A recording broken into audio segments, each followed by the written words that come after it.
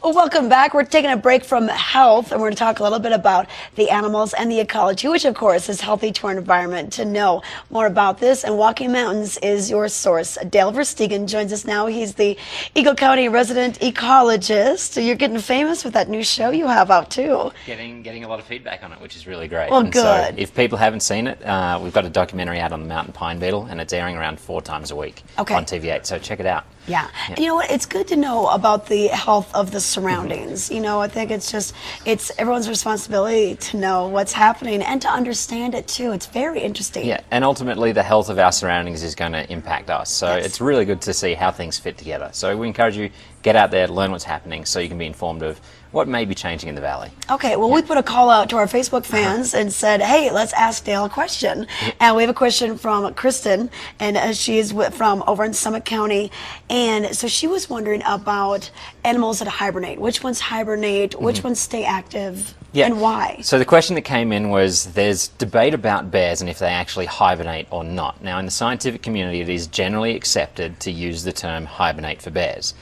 But in fact, they actually go into a state of what's known as torpor. Now, the difference is, hibernation, there is a significant reduction in body temperature, a reduction in respiration rate, and a reduction in heart rate. And so their body actually shuts down. They actually get very close to the outside environment's temperature. Whereas with a bear, when they're actually going into torpor, there's a reduction in body temperature, but it's not as much. Okay. So they actually rely on that fat store they've built up to stay warmer than the average animal, like a marmot that's hibernating, to go through the winter. And they'll actually wake and fall asleep. They'll go through these wake cycles during the season, and it really depends on if there's food, if there's not. So a really cool thing that happened a few years ago was one of our educators was out training up in Wyoming, middle of winter, skiing, and they actually disturbed a grizzly. So they can come out during winter, so they'll change. But we brought in a few skulls here because, as you mentioned, animals will actually have different strategies. We've obviously spoken about our bear, which will go into what's accepted as hibernation but is really torpor. We then also have our mountain lion, which is going to stay active. So when an animal's staying active, they'll still hunt, they'll still find food, so they can keep fueling that metabolism to keep warm. And their paws are a little bit bigger, so they're kind of like a snowshoe on the land. So they'll stay up. Now, another animal that not many people realize migrates is actually the bald eagle.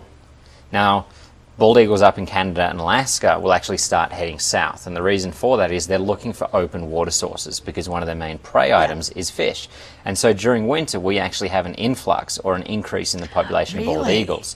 So as we start getting into winter now, keep looking out for bald eagles along the Eagle River and even along the Colorado because they'll be down into this area.